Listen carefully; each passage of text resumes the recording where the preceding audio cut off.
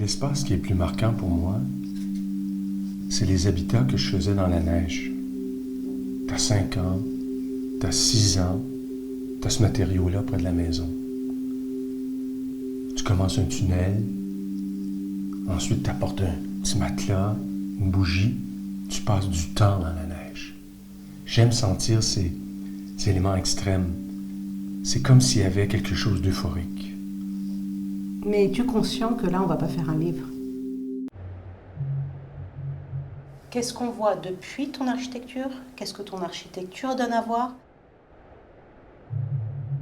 C'est ça qui nous intéresse davantage. Il faut vraiment qu'on rentre dans un récit de territoire.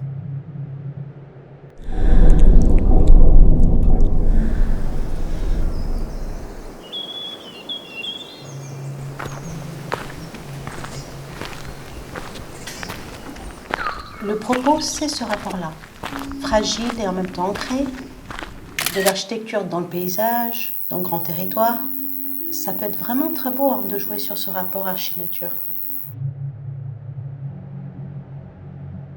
Les deux mondes, hein? Mais c'est vraiment comme le montage au cinéma, hein? C'est fou.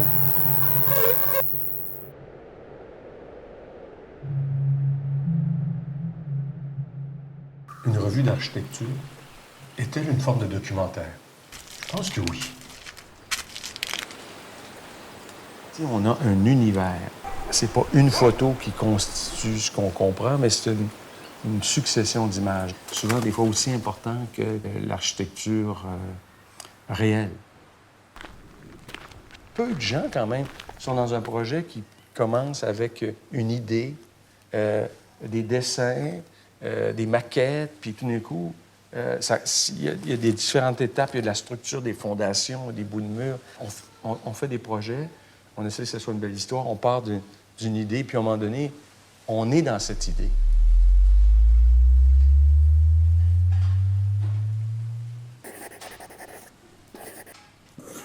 Les plans, toi, tu sens un manque de plans? Bien, j'aurais aimé peut-être qu'il y en ait quelques-uns, là. Un peu à l'image de cette carte, on a des plans qui sont, qui correspondent peut-être à une carte imaginaire.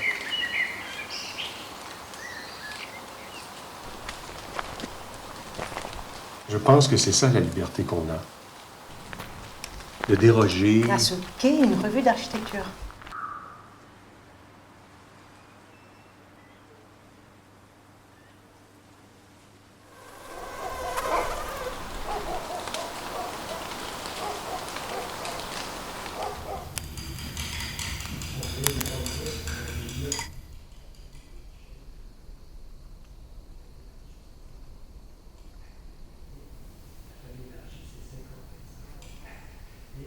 Consulter l'imprimé, regarder l'imprimé, vivre avec l'imprimé, c'est comme presque un temps d'arrêt.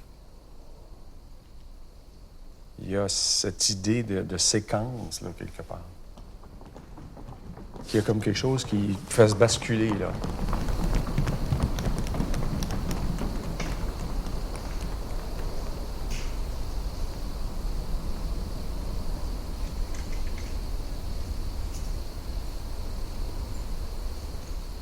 Le territoire, c'est quelque chose qui est ancré dans les gens.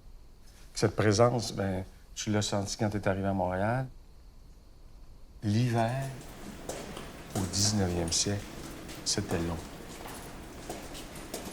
Il n'y avait pas de route déneigée, donc les gens passaient l'hiver dans leur maison. Je comprends que la contemplation était quand même quelque chose d'important.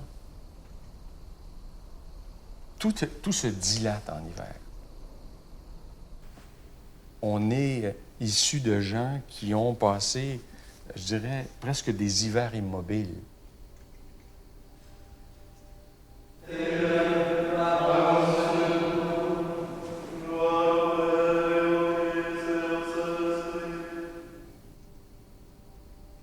Et pour nous aussi, l'infini, il n'est pas si loin. On est au lac Saint-Jean, puis on prend une ligne droite, là, puis tu dis, tu rencontres pas un humain jusqu'au pôle Nord.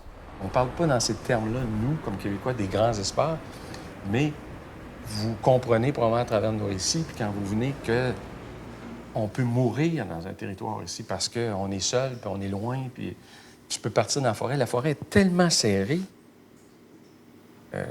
J'essaie de jouer avec parfois cette immensité en la cadrant, en la compressant, mais pour toujours nous la faire percevoir avec une grande acuité.